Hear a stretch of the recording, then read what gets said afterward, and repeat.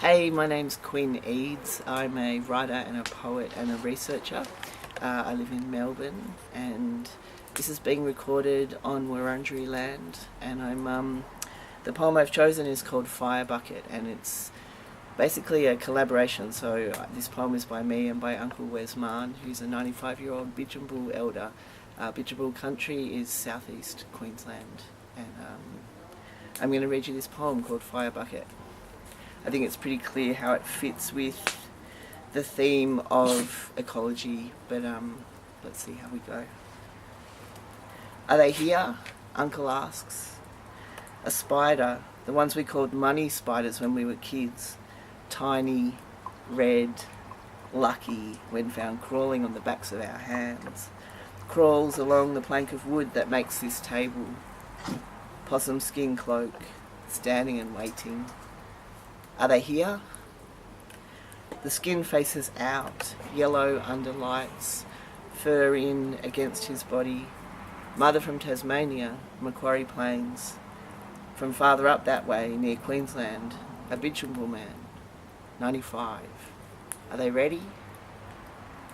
Smoking bucket at his feet, ready to be lit. Leaves collected on the drive down from the side of the highway. Don't go any further, Uncle, that ground, it's rocky. But he does. He goes further.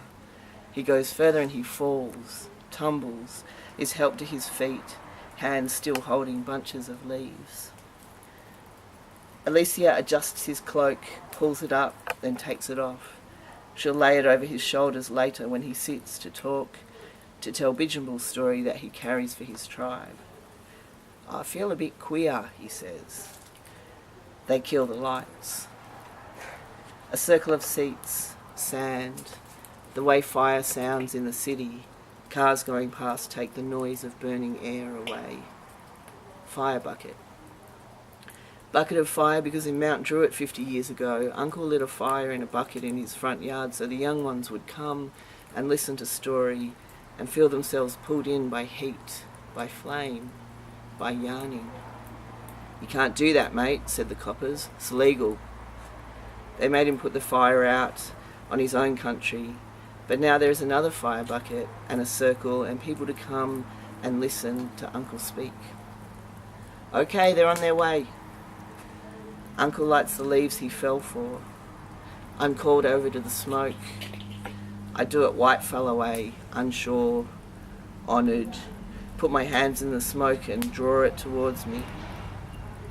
Blackfellow way is what I see next.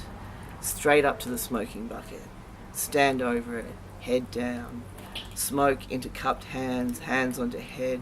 Smoke like water overhead in hands down cheeks. How a body looks, wreathed. The circle isn't big enough. Two people make a back row for themselves, but the circle needs to go. Come closer, come closer. Uncle has a microphone, like Madonna we say, and he laughs, and he starts to talk.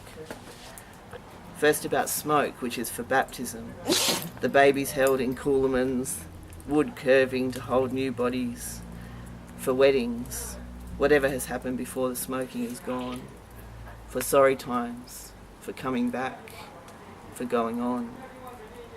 Cooee, the bushman's call, is an Aboriginal word. It's called from outside the camp. The smoking comes before they come into camp to make sure nothing is brought with them. I was born on my land in 1922. I was taken into the mountains because my skin is fair and fair-skinned children could be taken away. For 10 years, I live in the mountain. My grandfather, storyteller, that's my dreaming. I'm a storyteller. Aboriginal children are always with the women. I spend all my time with my grandfather. Alicia adjusts his microphone, places her hand on his shoulder. The tools of a storyteller are stars and trees and animals. My grandfather had his own little fire and a government blanket with a big red stripe down the middle. In those days, an Aboriginal person lived to 30, 35. I looked forward to being 40. I'm a lot past that now. Byami gave the rainbow serpent the first work to be done on this land. He ploughed through the dirt the way he did and threw rocks and boulders to the side, and there were mountains. Where he slept, his curled body made hollows that filled with water. When he came out of the ground to do his work, the water followed him. My country is on the northern border of the place where he was put to sleep after he finished his work. Byami loved beautiful things. Whatever he put here first had to be very special, so he put the lyrebird here. Dead Bird Mission, about 2 miles out of town. The dogs were warm on the nights that were cold. You could cuddle up. To me it was alright. I was 10-year-old when I started school. I was 10-year-old when they kicked me out. I always seemed to end up back there, back at Dead Bird Mission. I went back last year. They were having a big do for the people on the mission. There were only 2 of us left alive. Rations, meat, flour, tea leaves, sugar, golden syrup. Supposed to last you 7 days.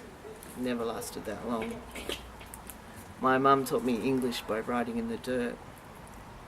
When they closed the missions, all they did was open the gate and change the name from mission to reserve. No more rations. We had to find our own food. The rain holds off. Fire burns in cages. Traffic keeps knocking his voice out. Everything has a story. Everything. On the second night we walk. Ani Lily acknowledges country. I do better with the smoke. We all do better with the smoke. As if what has come before us in this place teaches us, our bodies, how to do it. Marby, who made fire last night, this night makes fire and then sings us in. What comes after the smoke is a new beginning. What happens before is gone. It's forgotten. I'm a dreamer. This is my dreaming.